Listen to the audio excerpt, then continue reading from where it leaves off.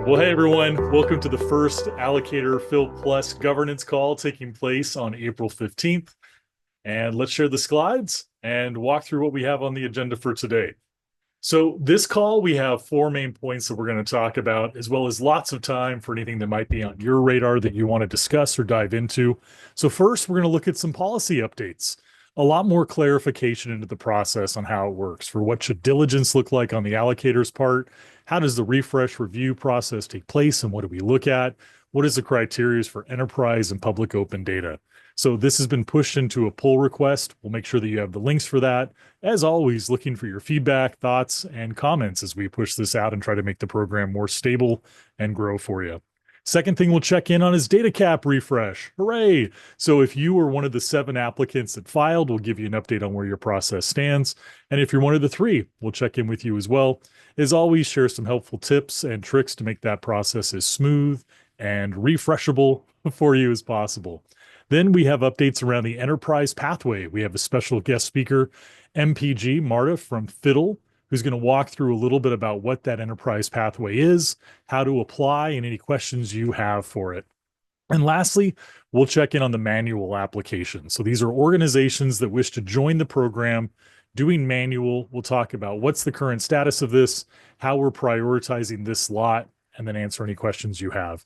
As always, if there's anything you want to dive into, feel free to raise a hand, leave it in chat, and at the end of the call, we have lots of time to go through it.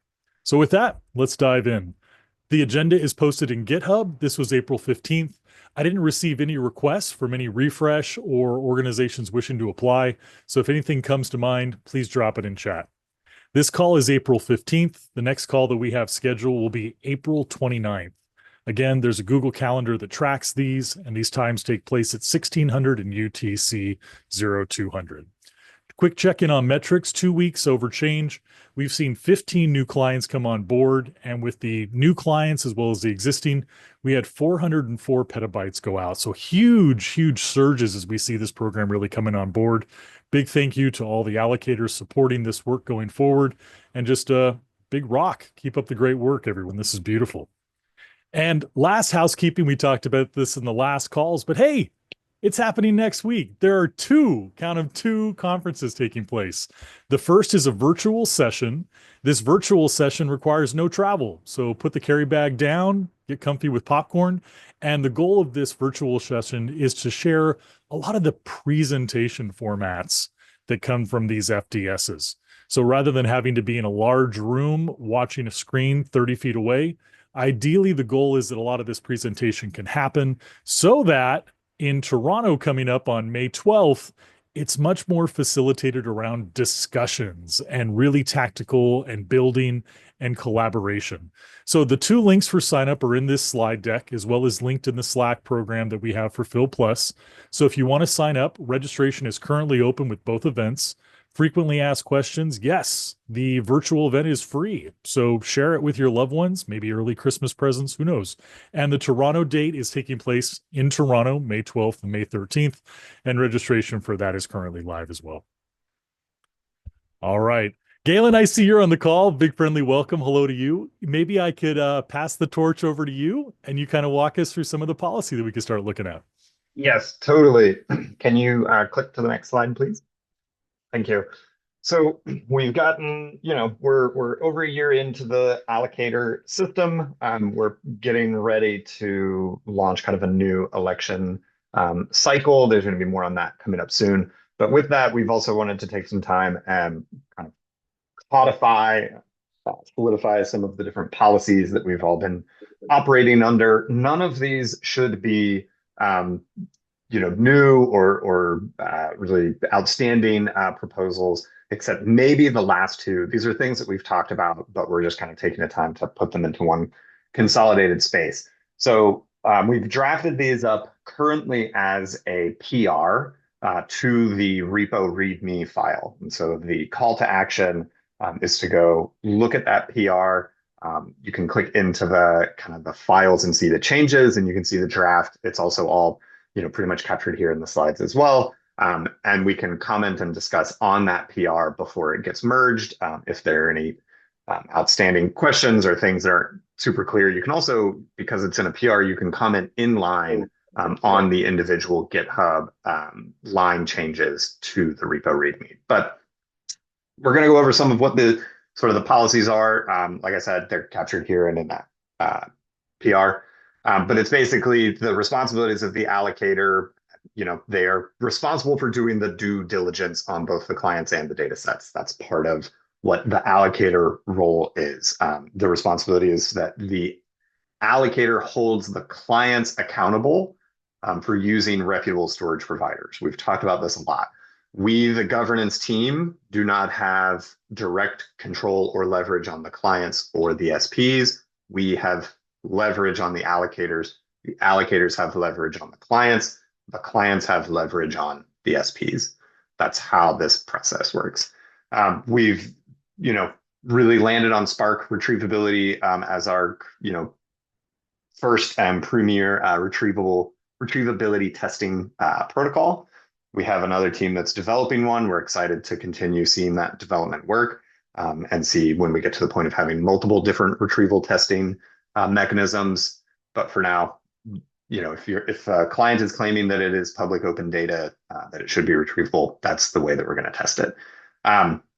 Similar things that have always been true, the regulatory and legal requirements for the data sets. One of the things that's on here that we've talked about in a couple different ways is around data sets need to be stored across at least two physical locations or two regions. This is something that we care to see. The point of the program is distributed data, having backups, and so putting a whole bunch of copies in one location or only a single copy, only a single storage is not what Filecoin Plus is primarily designed for. And again, that the audit happens at 75%, and the primary trigger for when that audit will take place is the self-review that gets kicked off by the allocator. So then two of the sections that might be a little bit more new, allocators that are inactive for 2+ months may have their DataCap paused or revoked. We've done this. We've removed people. We've tended to give a lot more than 2 months of leeway, and this is just so that we can have engaged allocators. If we're driving clients to go to the allocator discovery page, we want that to be up to date. We want that to be allocators that are currently active and ready to distribute DataCap. And so that's one of the reasons that we're moving to this. And another section, which if K-Ray, you could click to the next slide, please, is around a README file. So in the previous application structure, there was a lot of additional questions around what is your dispute resolution policy? What is your risk mitigation strategy? And those were captured in the kind of application to be an allocator. It's a long text form. It made that application longer. It was more for us to review. It's hard to put all that information into the JSON. It's just not a great way to capture that info. So what we're going to switch to is once a allocator pathway has been approved by whatever the body above them, whether that's the meta allocator above them or the governance team, that pathway will create a bookkeeping repo and needs to create a README file within 2 weeks of the approval. And it needs to capture all of this information. So this, like I said, this is on these slides. This is going to be on the GitHub repo in the README section, but we're asking you to do the same thing. Create a README file that has a description of your pathway. We're going to pull this and put it on the allocator discovery website, has contact information, has detailed descriptions of your policies, procedures, and requirements. What is your pathway structure? What is required of your clients, your SPs to be on that pathway? What are your risk mitigation strategies? What is your dispute resolution strategy? And what type of compliance audit check are you going to do? For a lot of allocators currently that are under the manual diligence flow, they'll be doing the manual sort of compliance audit, which we've been using. But as we move away from more of those similar and redundant duplicative pathways, more people are going to be designing more novel types of allocator pathways where their type of diligence is going to look different. And so our ability to audit is going to look different. So this is, again, if you want to design a pathway that's going to be successful, that's going to get approved quickly, you need to help make it clear and transparent. What are you doing that's different? How are we going to audit it? help us understand where to go to find this information.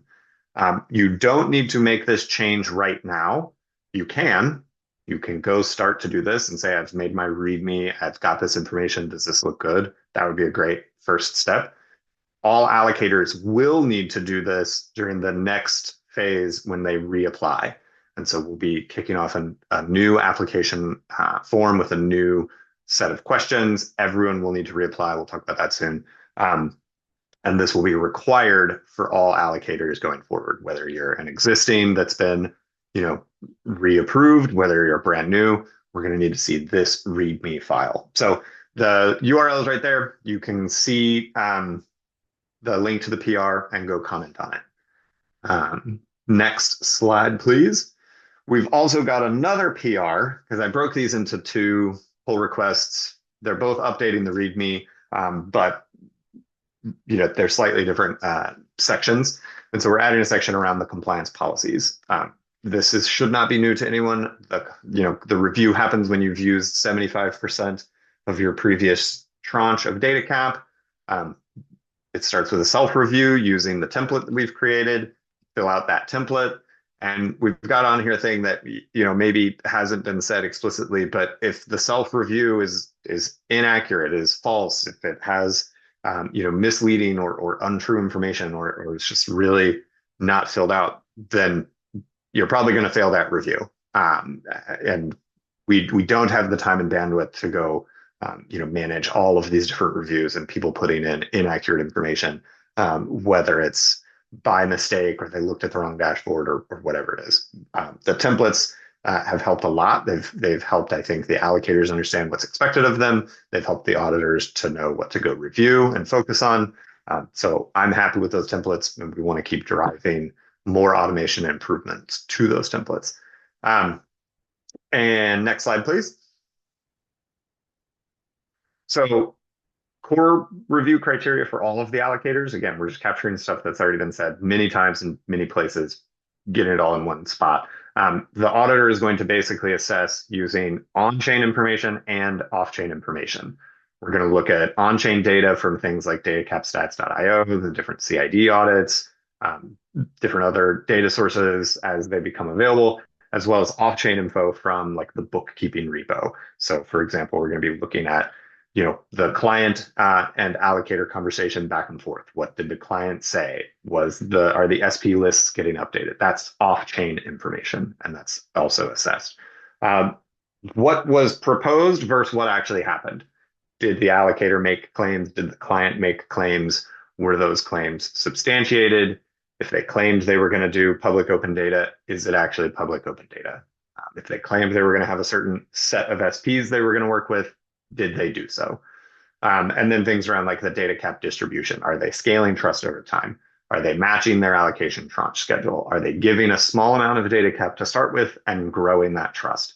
What are the SP relationships? How many, data sets? How many copies? Is it new? Does the requested amount match the total size with an appropriate amount of replicas, an appropriate amount of buffer?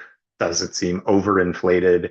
How long do the clients take to use the DataCap? Are they sitting on it? Is there any suspicion there? And are the allocators revoking unused DataCap? These are things we care about for all of the allocator pathways. Are the clients, working with the approved SPs? And then basically, how do we check, is the data set something that this client actually owns or has provenance over? And what information is being gathered on the SP? We put in here, the more the allocator knows about the SP, the better. The more that the allocator and the client are able to say, this is who I'm going to work with, this is the information, this is their business license, this is how I have confidence that they are where they say they are, this is how I found them. All of that information is really useful and shows appropriate diligence. So these are the things that we're looking at for sort of all of the allocators. Slide, please.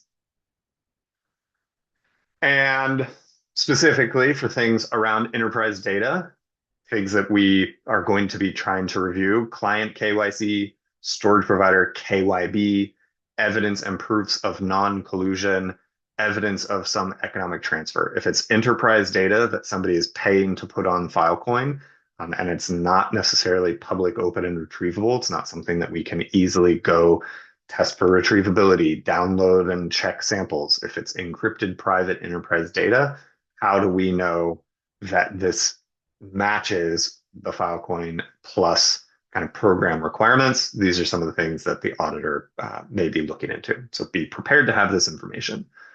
Next slide.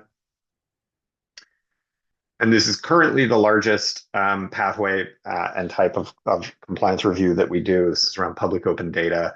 Retrievability, again, currently tested via Spark. We're looking at a retrieval success rate over 75%.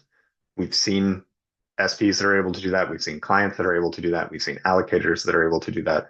This retrievability has continued to improve. The Spark team has been exceptional at working with our community and kind of responding to different design requests and changes that we want to make. And we are seeing some alternatives that test over slightly different mechanisms, and we want to see more of those. We want those to be developed and developed in the open.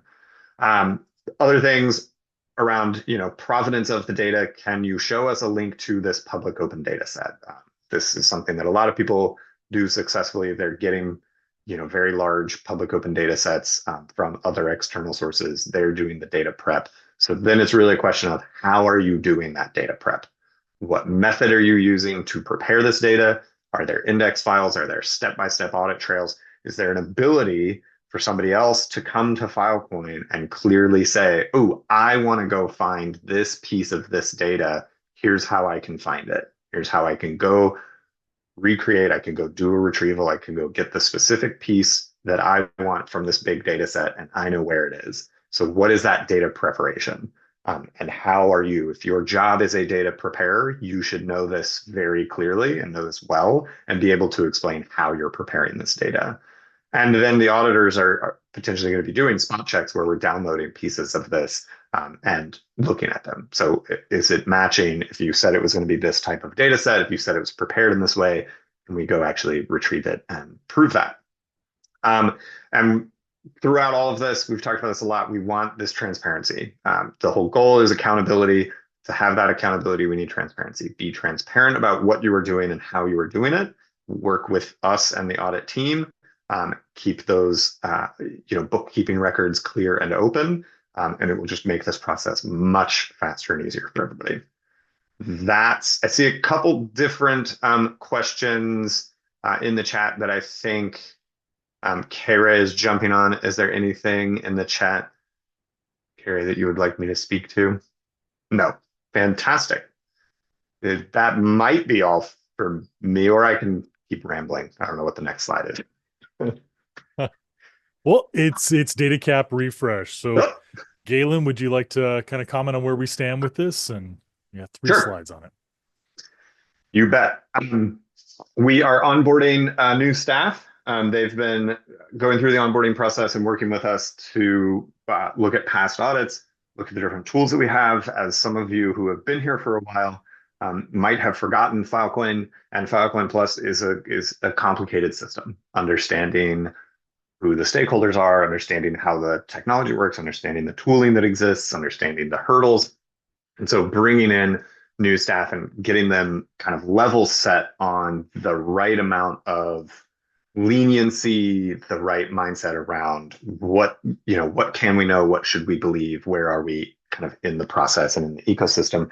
So that onboarding process has taken some time, but I've been extremely happy with the results and how our staff are rising to this challenge. So with that, about 7 audits, they have drafted the next 7. We are reviewing them and checking them for accuracy as just part of the onboarding process, and those will be posted this week. All of those are manual pathways. They're moving to the manual diligence meta allocator, and then they are already starting the next set of additional reviews. So there's a handful of teams that are ready for their review. They've completed their conversation back and forth with the watchdog, and we're getting faster at doing those. And once we get to a point where they won't need manual review on every single one, we'll have this compliance team member able to own that process more end to end. So excited for that. Next slide. So these are some of the like top level things that we've been looking for. These are not new. These are things that, again, a lot of the allocators are doing a great job at making this clear and accurate and transparent without adding too much irrelevant information. Sorry, unrelevant, probably not a word. But things that we look at, is there public diligence in the GitHub applications? What can we go verify? Are the storage provider lists being accurate and updated? It's really hard to go read through 50 comments to find one, down here from January 3rd that says, oh, actually, I need this change. You can edit and update and make changes to the parent comment, and that makes it a lot faster and cleaner for this audit process. How do we use the different CID bots that we have to be checking for things like correct duplication, correct distribution, correct retrievability, as well as we've talked about sort of the storage component. Where is it being stored? How many copies?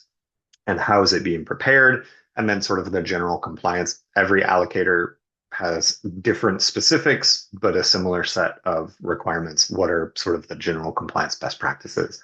And you can go read through past audits and see them. And K-Ray, I'll let you do, I pulled up the slides in the background here. I'll let you do this next one, I think. Yeah, happy to. So Great. what you're looking at in this slide, so like Indie Labs, eHume, Caro, Faye, thanks for coming. What we do is, as Galen mentioned, these auditors go through and then they rank it. So what we've been looking at is like how many of these are passing and how many of these are not passing. And when something not passes, it gets a throttling of data cap. So we give it a smaller amount to that pathway. And that data is allowed to like, hey, this is your chance to correct the issues going forward. So we're keeping an eye on this to see like how can we help organizations? Is it documentation, like Galen went over earlier? Is it more specifics that we leave in those comments for you? Is it providing this information? So we're keeping an eye on this. Again, the goal is to help you get this data out accurately and promptly as it goes forward. So thanks for this. If you have questions, please post them. Happy to dive into it. The GitHub issue is great. You'll get the auditors as well as any community. Feel free to reach out to me in the allocators channel and I could help run it down. So thanks for all your time. All right. Hey, is anybody applying to be an allocator? Hello, this is for you. So Galen, do you want to kind of walk him through the allocator applications? I'll be happy to. Go Yeah, for it. yeah, I think we'll both be tag teaming this. I've said it a few times on this call. All allocators will need to reapply. We have streamlined the application form. We have made it shorter and faster. If you are a currently the high performing allocator, this should be maybe an hour. It is not a laborious process. We're not asking for drastic changes. If you're already performing and doing well, it should be really fast to fill out. Reasons for this: we've made the form faster to try and decrease the time that it takes for allocators to fill out. It should make a faster review process and approval for the governance team. This also maps to some better back-end JSON architecture, which hopefully is going to lead to some better dashboard updating as well as state change tracking, being able to have a better source of truth for when was it ready for review, when did it receive its next tranche, et cetera. And we've also updated some front-end tooling for the governance team and for the root key holders to help with decreased root key holder delays and just sort of increase speed to those on-chain allocations. This is also hopefully all going to lead to some better compliance report tooling if we have more structured JSONs that are more standardized and less kind of long-form data entry. We can have a better compliance reporting where we can get more of these kind of automated signals that say, where does this land roughly within compliance? Next slide, please. Yeah, I'll speak to this one as well. Like I said, we've updated the form. There's similar but different questions and just a lot less sort of long text entry, more structured things like the allocation tranche schedule. We're landing on sort of a more single unified structure for that. What are the requirements for diligence and retrieval and things like that? We'll be posting everywhere when this is ready. We'll be posting in Slack, we'll post in the fil-plus-allocator channel, we'll announce in governance calls. Our vision for this when we're ready, when we've tested the tooling and the tooling is working end to end, is that there won't necessarily be, in the past, we've done it where we said, applications open on this date and they close on this date and we review everything and then we start announcing. We've learned a lot from the rolling application cycle and how that can flow. What we would like to do is, as we receive, once we kick this off and we say applications are ready, go reapply. As we receive applications, our goal is to review and approve the ones that are ready for approval quickly, rather than batching and saying, okay, we have this window of time for everyone to submit, and then we'll score everything and then we'll kick it back. Our goal is read them, review them, provide any feedback necessary, and approve or deny. Next slide. Oh, yeah, I'll do this one, I think. Manual pathways. So that being said, I've said this before, we have a lot of duplicate, similar, overlapping types of pathways, right? We have pathways where they say, I'll serve all of these kinds of clients and all of these kinds of data sets. And it's this broad manual diligence mechanism. Anyone can come apply to me for any amount of data cap with any data set, and I'll just manually review them. That is not the ideal state for this program. It's confusing for clients. It is non-specialized, and there's just a lot of redundancy, and it makes it really difficult to understand, who's performing well, where should we route certain types of clients, where should we invest in tooling, things like that. The goal remains to increase the diversity of the allocator pathways as well as the specificity. We want these allocator pathways where a single allocator pathway is saying, I serve this narrow type of client. Here's how I know this type of client really well. Here's how I do diligence on this type of client. And here's where, here's the type of storage provider profile that my clients work with. And it is totally reasonable. It is, in fact, preferred for an organization to have multiple pathways that are discrete and specific. And we've seen success with this. We've got teams where they say, I've got an enterprise pathway. Here's how I do that diligence. It's a little bit slower up front, but then we have higher confidence in who we're working with. And we know that it's paid enterprise information. And here's why. I've got a public open pathway, and I can more quickly give a little bit of trust. And then if it's retrievable and meeting these expectations, I can scale that trust. And those are two separate pathways managed by the same team. Same point of contact, but they can route their clients more correctly, and it makes the audit process much tighter. So diversity and specificity. As we move into this new election round, our priorities, or where we're going to be reviewing and approving, are listed here.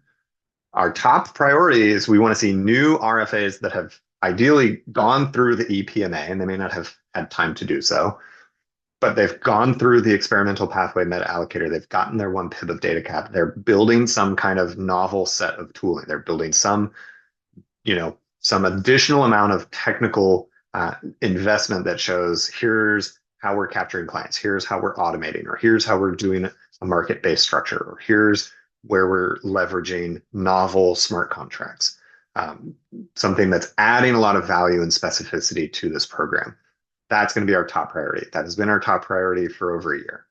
Our next priority down are these existing high-performing pathways. We've showed a slide of a number of those that have continued to pass and do well at these manual diligence mechanisms. We want them to be more specific. If you're one of these high-performing pathways and you say, well, I've passed multiple audits, I'm fine. What you should be thinking about is it going to be better for me to split these into two discrete teams, one team for a certain type of client or a certain type of data, and that's one pathway, and another pathway for something else. If you apply with this really broad scattershot approach of I'll take anything, you're potentially going to have a harder time. The third round are these recent applicants who've successfully partnered with existing allocators. I think there's a slide on that in a second. Fourth kind of priority P4 entirely new applicants with a manual pathway. If you haven't done the RFA, if you haven't worked with existing allocators, if you're sort of brand new to the ecosystem, we're happy you're here. We love to see you. And here's our prioritization. We have DataCap available to serve those clients. Our bandwidth is going into other places. That doesn't mean they won't get approved, but they are being deprioritized for now. And then previously removed pathways that are reapplying and not changing to either an RFA and or not, not doing something novel. They're sort of saying, I did a manual pathway or I tried to do an automated pathway and I failed at doing an automated pathway. I wasn't able to get that code off the ground. I want to reapply as a manual pathway. That's going to be a lower priority. So that's where we are with that. Next slide. Okay, Ray, I'll let you. This one I think is I think K-Ray made this amazing flowchart. Yeah, I'll happy And to talk to this. So great. I get a lot of DMs and they're just asking like, what does it mean to shepherd and what are we looking at it? So the next two slides talk about this. If you see when you turn in an application to be a manual, it's submitted to GitHub and you list all the questions about your organization. And then you'll get a comment from me. I'll have it posted in the next chat and essentially saying, great, we haven't seen you in the community before. We can't see your name. This is a good chance for us to show you, for you to demonstrate your ability to do the process. And so what you're given the opportunity to do is shepherd a client that you may have through another pathway. And if you do this, we will then review that application, as Galen said, with a higher ranking because you've demonstrated your ability. If you haven't, we'll leave a comment that we're just going to hold this on file until a time becomes a need where we revisit this. So shepherding a client you may have is a great way to bring your organization to the forefront. So what does that shepherding look like? So you see on the left that some organizations have taken this step. So a good use case is you're an organization, you have clients that are coming to you for storage needs and you'd like to store it on the network, but you don't have a pathway yet. Great. There are 65 plus manual pathways that are in existence. Reach out to one of them, take your client to them. Make sure that the allocations follow the tranche schedule. Make sure that the data cap is stored properly. Make sure that the retrieval happens. Make sure that the communication happens. And once all of those steps are done, listed here 1 through 6, come back to your application and say, I brought this client. Here's the retrievability. Here's everything that we did. And you're essentially demonstrating your ability to serve as a high quality allocator. And that's what we're looking at. We're comparing these new applications against the old ones, because as Galen said, with 60 plus of these existing manual pathways, the benefit of the community is very small, if insignificant, to onboard more. So the only benefit to onboarding more manual pathways is if that pathway has a verified client that they're working with. You have a business plan, you're working with a dedicated client, and they are hungry to come on board. This is your chance to show it. But you see that highlight in red at the bottom of the slide. I will call out that if you are shepherding a client, it's your best foot forward. If we look at that shepherd and there's no or limited KYC, the retrieval, frankly, is below what other allocators are doing. It doesn't build a strong case for why we should onboard that pathway. So again, you're going to learn about new experimental pathways coming up on the call, but there are still about 18 applications that wish to join as manual pathways or organizations that were removed and would like to come back.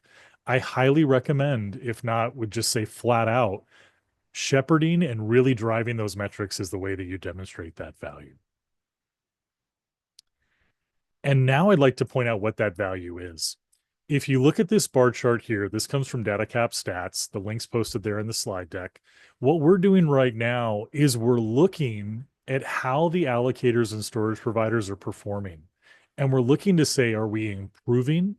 And if not, why? And if we are, great, let's support those individuals that are going forward. So some of the metrics that we look at for these is what is the average retrievability score? Well, right now it's sitting around that 14% number, which is a marked improvement. When we started the Spark, it was hovering around 0. So I'm going to take that 14 as we continue to climb. But calling this out, if you shepherd an application and you come back with the Spark retrievability score for us that's 3%, well, those clients should go to another pathway that's far better in line at managing that. And also, are those clients just one client, or have you spread that out across different storage providers? And has that data cap been coming from one single client, or do you have multiple pathways? So again, we're looking at the storage providers, we're looking at the allocators, and we're looking at the clients. And you as an allocator, if you're serving in this program, your job is to kind of take that holistic approach as well and say, how am I serving this data and giving my stamp of approval for my organization and my reputation onto that. So with that, that was a lot on the manual standpoint of it, but we're really excited about something for those novel approaches, an RFA that can come board. So we're very fortunate to have someone on the call with us, the lovely MPG Marta, who leads the Fiddle team and the work that they're doing. Marta, thanks for being with us today. The floor is all yours. Thank you so much, Carrie. Yeah, I'm sure some of you have seen me before, definitely on Slack. And as you know, Fiddle proposed this experimental pathway meta allocator to open up the doors for experimentation. And now we are live. So it was accepted by the governance team, and we are now live. So if we go to the next slide, please. It's very simple. You can go to Fiddle website and choose the experimental meta allocator as the way to apply for DataCap. Or once you get the slides, there is a link to the Google form application that you need to fill out. And I would strongly suggest that you read the proposal on GitHub or in the meta allocator bookkeeping repository. We also have the same rules that just summarizes how the meta allocator works. Things that you should know is that you will need to submit a proposal for your experiment with hypothesis and what are you trying to achieve and so on and so forth, and with an active GitHub repository. So one of the checks that the meta allocator does is it verifies how much activity has there been on this repository, how old it is, and how much activity there has been done. And by activity, I mean, developing documents, changing designs, whatever, as well as developing code and contributing code. And this is a pathway for allocators or teams that have already experimented with the code and built out some code. So if you just have an idea and nothing else, it's not a way for you. We are not trying to kind of give you one PIB prior to you doing anything. This is specifically, I have the code, I've tested the code, and now I need to verify whether all of my assumptions work the correct way. And I can't underline this enough, and I don't want anyone to be disappointed, but it is important for us to just enable teams to test and verify an experiment, not just to get DataCap so that you can use it for some vague ideas. And at the end of the process, so when you either run out of one PIB or decides that actually your experiment is not working, so there are issues in the code that you can't fix, it's not working as you were expecting, or you ran out of one PIB and you haven't still decided what to do. In either of those cases, you should submit a report and say like summary of your work, what you've learned, and so on and so forth. We believe that if you run out of what you haven't proved or verified your hypothesis within the space that one PIB of DataCap gives you, then probably you're not going to be able to verify it. It's very, very, very hard to believe that you would actually need to more than one PIB. So in cases of failed experiments or experiments that run out of DataCap, we just close out your application. And if you reapply, you will need to really explain what are you doing new, how have you changed your hypothesis to get more DataCap. And you will not be able to do it within the 6 months from getting the first DataCap allocation. So it's always at least 6 months between the experiments. And then if you are successful and it turns out that your allocator idea works exactly, or DataCap distribution idea works exactly as you were planning, then great. Then we will ask you to provide audit of the code done by a third-party auditor that you have to name on your application. That's mostly so that you already have that in mind. It's not like you have to sign a contract with an auditor, but we want you to have a think about who you will be working with, especially that, booking in auditors takes time. As you know, security is a big thing in crypto, so we do need to make sure that you have someone in mind that you've spoken to. Happy to point you at auditors if you don't know whom to work with. And then you'll submit the audit of the code, you'll submit a report of your experiment, and that will go directly to the governance team, who will be able to review that and that application and put you on the right pathway, whether it's automated, market-based, basically put you in the right bucket of DataCap flow, and then you'll go through the same process as all the other allocators. So I hope that explains everything. I'm happy to take any questions. I think there is one more slide, okay, Ray? Yeah, so this is extract from our GitHub repo and from the proposal and everything that I said so far. So I guess I don't need to repeat myself. So any questions, anyone, please feel free to raise your hand or put it on the chat. Yes, the process is very simple. You apply for using the form, you do the KYC, you receive DataCap, and you submit a final report. You will, after you apply using the form, there will be an email sent to the account, that email account that you put in there, with a link to the KYC verification. So, and link to the GitHub issue that has been created for you. So make sure that you give us a real email address that you want to use and not a random one.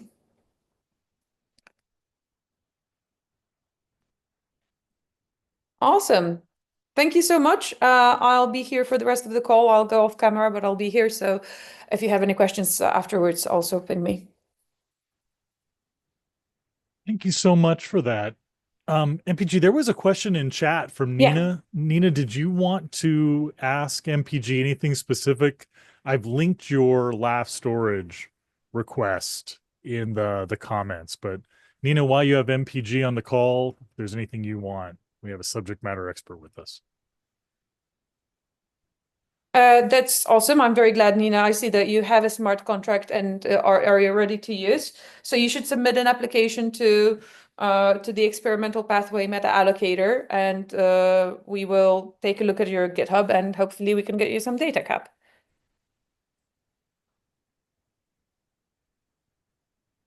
Awesome. Well, that's exciting. I'm looking forward to seeing the application.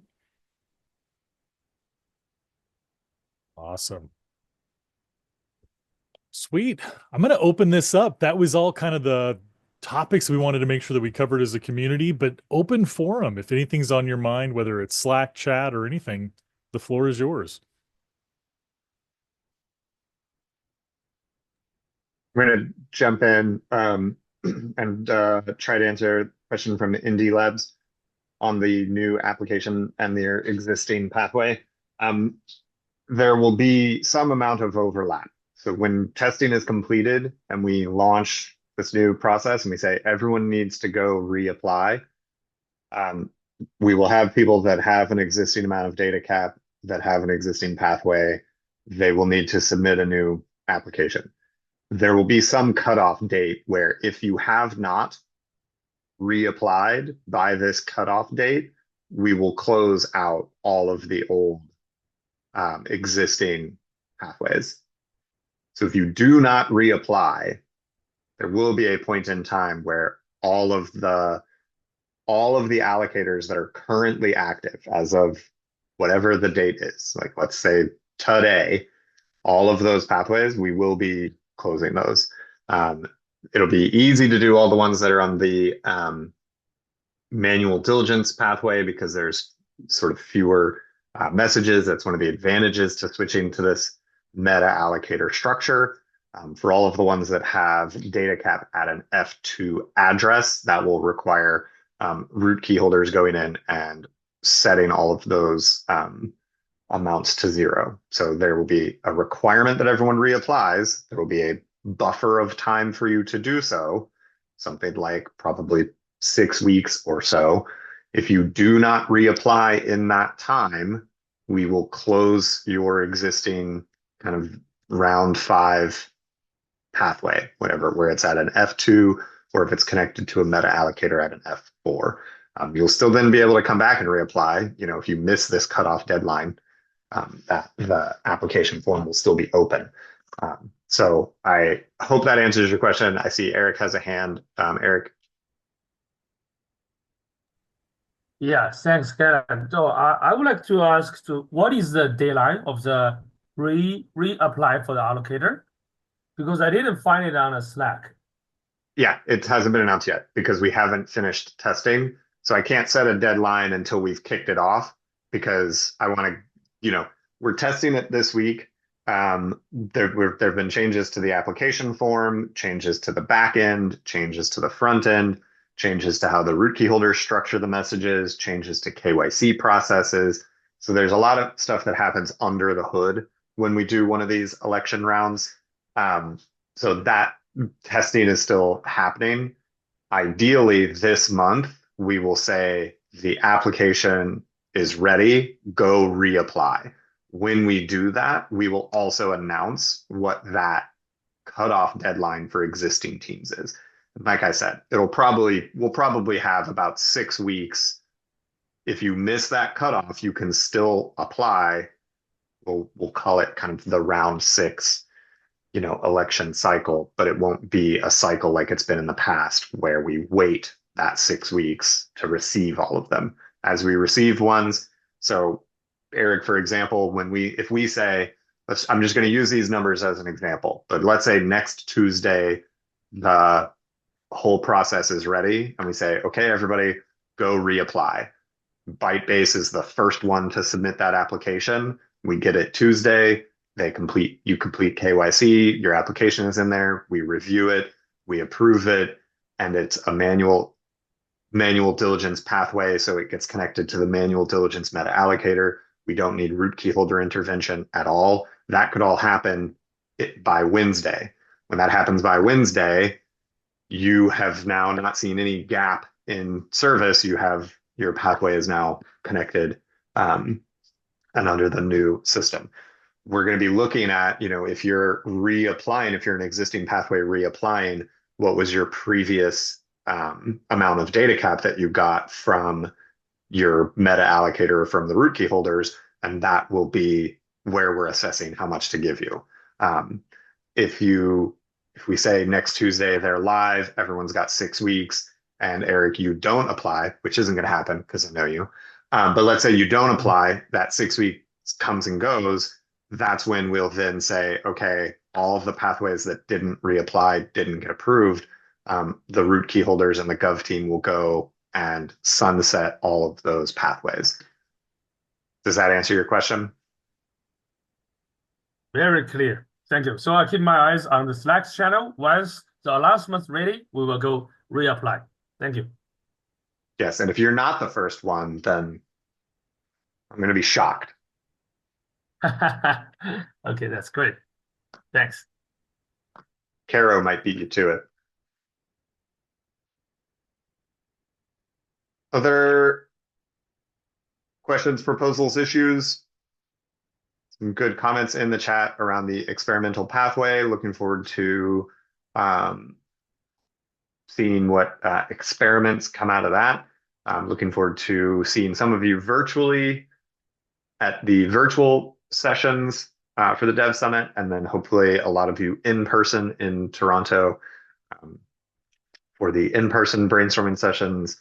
I think the Fiddle team has a lot of things that they want to propose and work on. I know there's a number of things that K-Ray and myself would like to discuss with the community around what are sort of the next sets of changes. How do we support more of these different pathways? How do we decrease the manual review time for a lot of these things. So exciting work. Hey, welcome back. This is the second Filecoin Plus call taking place on April 15th.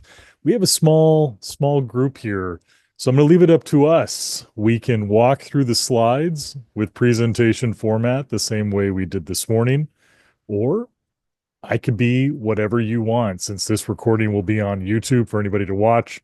No point in duplicating the magic that happened this morning. Kenneth, Jimmy, if there was an application you wanted to go through, a refresh, a question, or I could even give you a summary. I'm just saying whatever you want. This time is yours. Hi, Kevin. It's very kind to have you. You as I well, just my friend. I just have a question about the allocator update.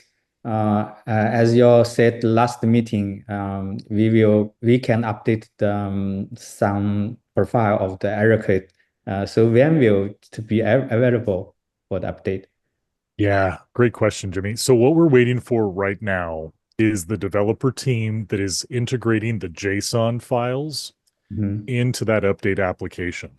And so Okay. what's nice about their work is once you complete that form, it auto makes that JSON file with your address, with your information. There's just a lot of databases that pull into this, as you can imagine. So we had expected like an April 1st launch, and we're still 2 weeks on it. The Mhm. last update that I was given from the team that's working on that development was Mhm. any day now. So Okay. I apologize, I don't have like a set number to give you, but I Mhm. assure you this, once they come back and say that application's live, I'm going to be the fastest boy running to his computer to make sure that I share that with you on the Slack channels. Okay. Okay. Thank you. If it would help you at all, I can also drop the link. I've shared this before, but I'm happy to dig it up. All of the questions that their tooling is going to integrate are public. So it's no secret what's going to be on the form. I think that that would be helpful for my organization if I was running a pathway to take a look and make sure I've got everything ready to go so I could file it. And is what is nice is when these applications come through, they're kind of first in, first out. The way we start working through them is the top. So it Mhm. is in your best interest to file. Doesn't have to be like a midnight release, but again, I apologize, and I have a firm date. As soon as I do, I'll Okay. happily No share it. problem. No problem. Okay. Thank you. Yeah, you too. Ken, aside from me just picturing your wonderful smiling face, is there anything I can get for you guys or anything that you want me to kind of go over for Origin or dive into details or pull up or help with? No, not at the moment. Yeah. Well, maybe this would be a good time. Ken, I'm going to pull up the Origin application. I know you guys have been around a while and you've been waiting to get back a while. So, one, thanks for your patience and thanks for coming back. I'm looking at this application now to get you guys back. It's 85. I'll put it in chat here. I'm sure you've got it. Just in case, I like to sanity check my links here. What I was going to ask is if you guys, yeah, you did it, man. You guys are so on the ball. So you took the client through top pool and IFSCN. You have Spark retrieval rates well above the average. You had 5 SPs in data set. So yeah, just to kind of brief you on what's going to be happening. Essentially, once these applications start onboarding, the priority is still the RFAs, like people that are building automated tooling. But for manual pathways, the governance will be selecting like the really cream of the crop, the organizations that can demonstrate that they can do this accurately and effectively.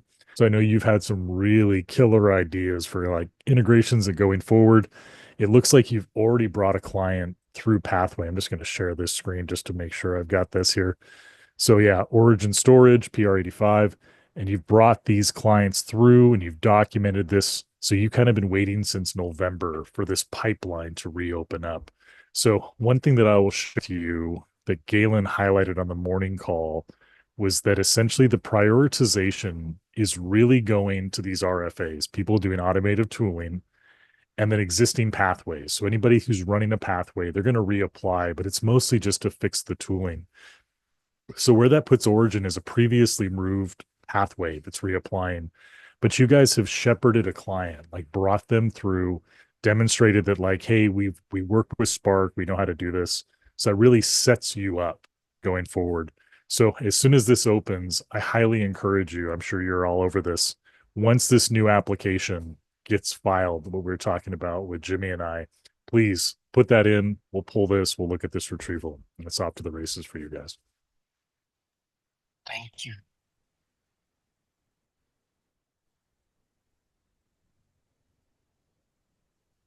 Well, sometimes it's just a quiet night. I hope you guys are having a wonderful springtime like we are in California.